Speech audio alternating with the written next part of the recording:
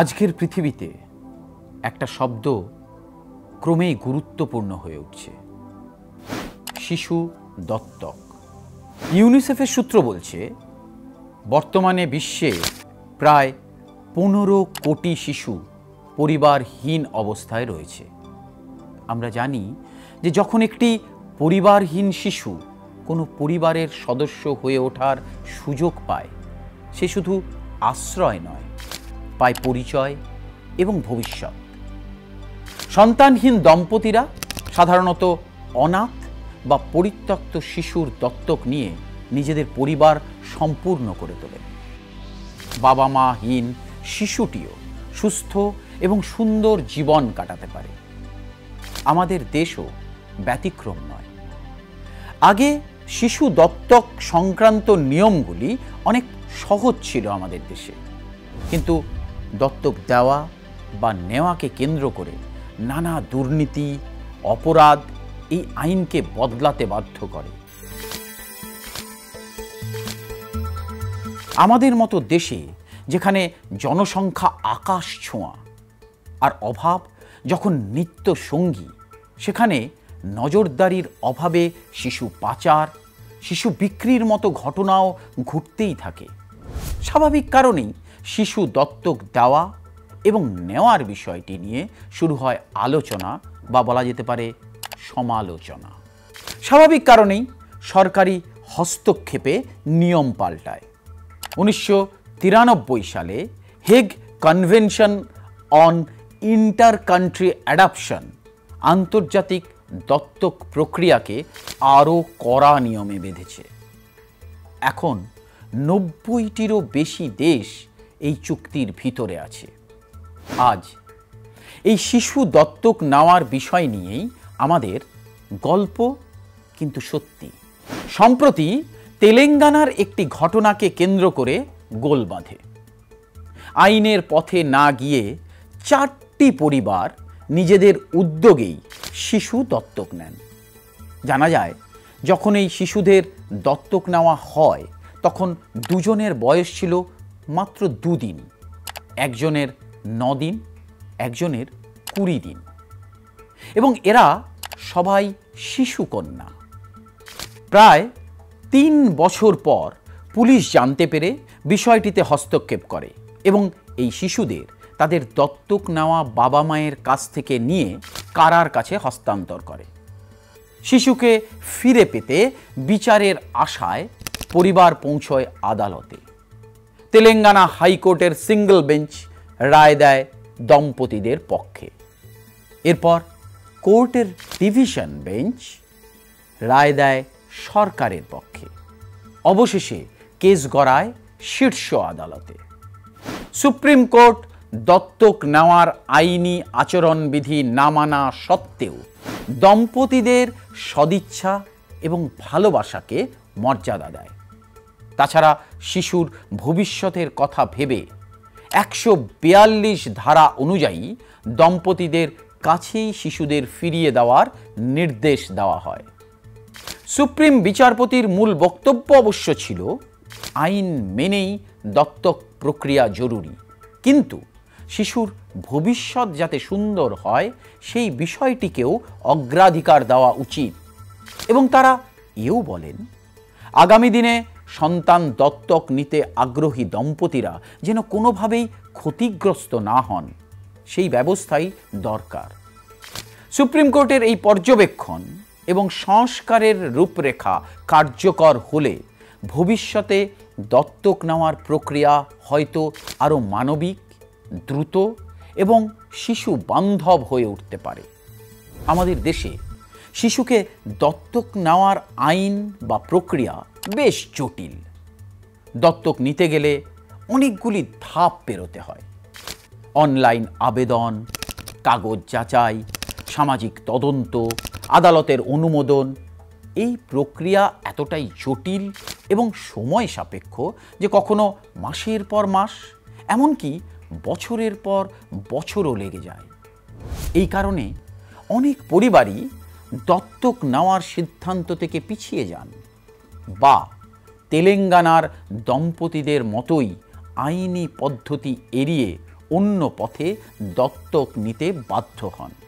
দত্তক নেওয়ার পদ্ধতির জটিলতার কারণে অনেক অনাথ শিশুও একটি পরিবারের অংশ হওয়ার সুযোগ থেকে বঞ্চিত হয়।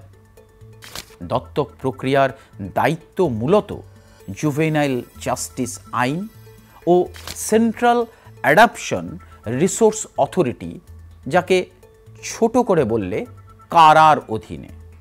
দেশে এই মুহূর্তে দত্তক নেওয়ার জন্য অ্যাপ্লাই করে রেখেছেন প্রায় ৩৬,০০০ পরিবার, আর দত্তক নেওয়া যেতে পারে এমন শিশুর সংখ্যা প্রায় ২৫০০। দত্তক শব্দটি বিভিন্ন দেশে তাদের সুবিধা অনুযায়ী ব্যবহার করে থাকে।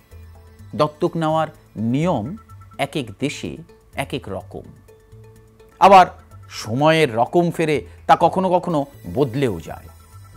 যেমন দ্বিতীয় বিশ্বযুদ্ধ এবং বিশেষ করে কোরিয়ান যুদ্ধ অর্থাৎ ১৯৫০ থেকে ১৯৫৩ শেষে দক্ষিণ কোরিয়াতে দেখা যায় বিপুল সংখ্যক অনাথ ও পরিত্যক্ত শিশু। কেন? যুদ্ধ চলার সময় স্থানীয় কোরিয়ান মহিলাদের সঙ্গে আমেরিকান ও অন্যান্য বিদেশি সেনার সম্পর্কের ফলে জন্ম হয় অনেক শিশুর, যাদের বলা হয় ওয়ার বেবি। কিন্তু দক্ষিণ কোরিয়ার রক্ষণশীল ও বর্ণবিদ্বেষী সমাজ এই শিশুদের দূরে ঠেলে দেয়। বিশেষ করে কৃষ্ণাঙ্গ সেনাদের সঙ্গে সম্পর্কের ফলে যে শিশুরা জন্ম নেয় সেই সব শিশুদের প্রতি বৈষম্য ছিল ভয়াবহ।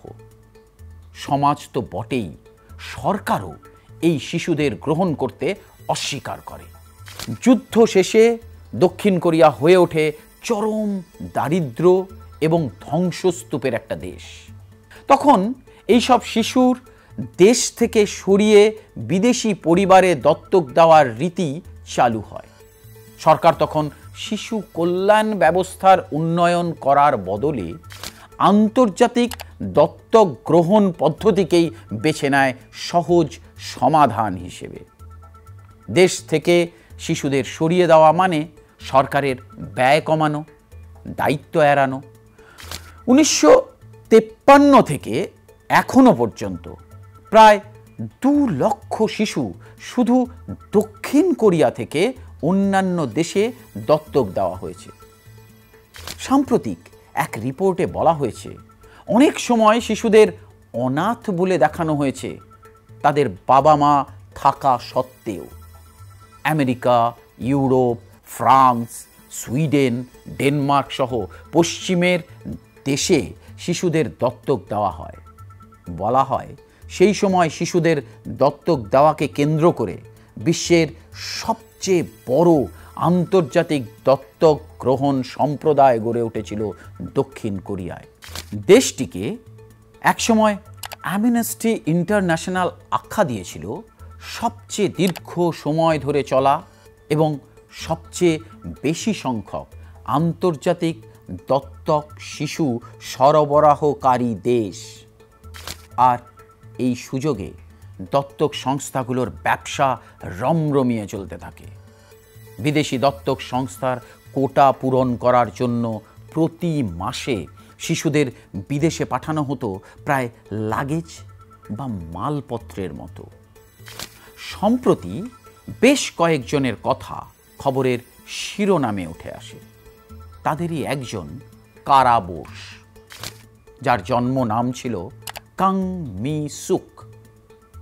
আমেরিকার একটি পরিবারে দত্তক নেওয়া হয় তাকে। তার কয়েক দশক পর কারা বোস তার বাবা মায়ের খোঁজ করতে শুরু করেন। জানা যায় ১৯৮৩ সালে মাত্র ২ বছর বয়সে কারা বোসকে সিওলের দক্ষিণে একটি বাজারে পরিত্যক্ত অবস্থায় পাওয়া গিয়েছিল। তারপর তাকে এক মার্কিন পরিবার দত্তক নেয়। শৈশব থেকেই তিনি জানতেন তিনি অ্যাডাপ্টেড।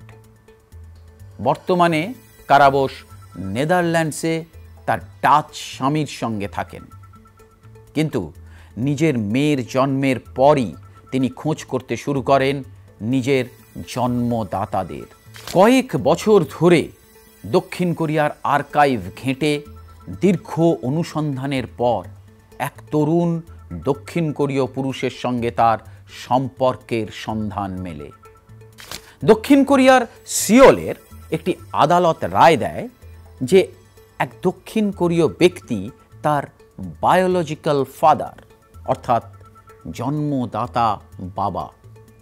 সেই সময় থেকেই দক্ষিণ কোরিয়া আন্তর্জাতিক দত্তকের জন্য সবচেয়ে বড় সাপ্লায়ার দেশ হিসাবে চিহ্নিত হয়। অনেক কোরিয়ান মা তাদের সন্তানকে রাখতে চেয়েছিলেন, কিন্তু সমাজের চাপে তারা হার মানতে বাধ্য হন। হাসপাতাল ও দত্তক সংস্থাগুলো প্রায়ই মায়েদের উপর চাপ দিত এই বলে যে তুমি যদি সন্তান রাখো সমাজ তোমাকে বর্জন করবে। অনেক ক্ষেত্রেই মিথ্যা কাগজ তৈরি করে শিশুকে অনাথ দেখানো হতো। মায়ের স্বাক্ষর ছাড়াই শিশুকে অন্য পরিবারে দত্তক সন্তান হিসাবে পাঠিয়ে দেওয়ার ঘটনাও ঘটেছে। দত্তক সন্তানের এই গল্প শুধু একটি দেশের নয়, বরং হাজার বা লক্ষ শিশুর হারিয়ে যাওয়া শিকড় ও পরিচয়ের কাহিনী। কত কত নাম যারা আজও খুঁজে চলেছে তাদের মা বাবাকে, তাদের দেশকে, তাদের সংস্কৃতি, তাদের ভাষা। তার থেকেও বড়, তারা খুঁজছে তাদের নিজেদেরকে। ইন্টারন্যাশনাল অ্যাডাপশন পরিসংখ্যান বলছে দক্ষিণ কোরিয়ার সরকার মনে করত দেশের দারিদ্র ও জাতিগত বিশুদ্ধতা রক্ষা করতে এই শিশুদের বিদেশে পাঠানোই সঠিক সিদ্ধান্ত।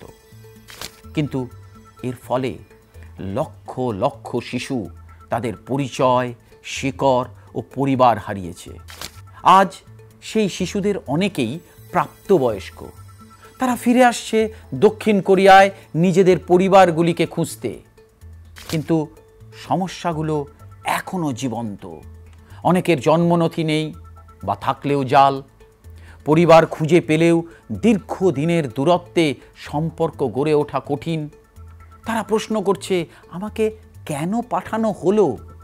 আমার মা কি সত্যি আমাকে রাখতে চায়নি? আমি আসলে কে বা কারা? এর উত্তর কে দেবে? যুদ্ধ বিপর্যস্ত দেশে শিশুদের কি অবস্থা হয় তা আমরা সবাই এখন দেখছি গাজা এবং ইউক্রেনের দিকে তাকালেই। বোমা, গুলি, ড্রোন হামলা, ক্ষেপণাস্ত্র আঘাত, বিস্ফোরণে ধ্বংসস্তূপের আকার নিয়েছে দুই দেশ। মৃত্যুর সঠিক সংখ্যা হিসেব করাই কঠিন। খাবার সংগ্রহ থেকে শুরু করে থাকার জায়গা সবই এক ভয়ানক পরিস্থিতি। এই রকম দেশে অনাথ, পরিবারহীন বাচ্চাদের ভবিষ্যৎ আগামীর পৃথিবীতে কি হবে? কোথায় থাকবে? কিভাবে বেড়ে উঠবে? এই রকম পরিস্থিতিতে শিশু পাচার থেকে শিশু বিক্রির সমস্ত কিছুই ঘটতে পারে, যা ভাবলেই গায়ে কাঁটা দেয়। শিশুকে দত্তক নেওয়া শুধু আইনগত বা প্রশাসনিক প্রক্রিয়া নয়, বরং এটি হলো এক মানবিক সেতু বন্ধন, তাই না? একটি নতুন পরিবার পায় সন্তান, ভালোবাসা, আর একটি শিশু পায় নিরাপত্তা। রাষ্ট্রের কারণ হোক বা সামাজিক প্রতিবন্ধকতা, যদি সঠিকভাবে দত্তক প্রক্রিয়াকে স্বচ্ছ, নিরাপদ ও শিশু বান্ধব করা যায়, তবে হাজারো শিশু একটি নতুন জীবনের সুযোগ পেতে পারে। এই নিয়ে কোনো সন্দেহ নেই। তাছাড়া প্রতিটি শিশু একটি পরিবার পাওয়ার অধিকার রাখে। আইনত দত্তক নেওয়া সেই অধিকারকে বাস্তবে রূপ দেওয়ার এক মানবিক উপায়। আমরা কি সত্যি প্রস্তুত প্রতিটি শিশুর জন্য এমন একটি পৃথিবী গড়তে, যেখানে দত্তক মানে শুধু আইন নয়, বরং ভালোবাসা ও দায়িত্বের বন্ধন হবে? এইসব প্রশ্নের উত্তর খুঁজতে খুঁজতেই আজ শেষ করছি। আপনারা কমেন্ট বক্সে আপনাদের প্রশ্ন বা উত্তর জানাবেন, আশা রাখছি। নমস্কার।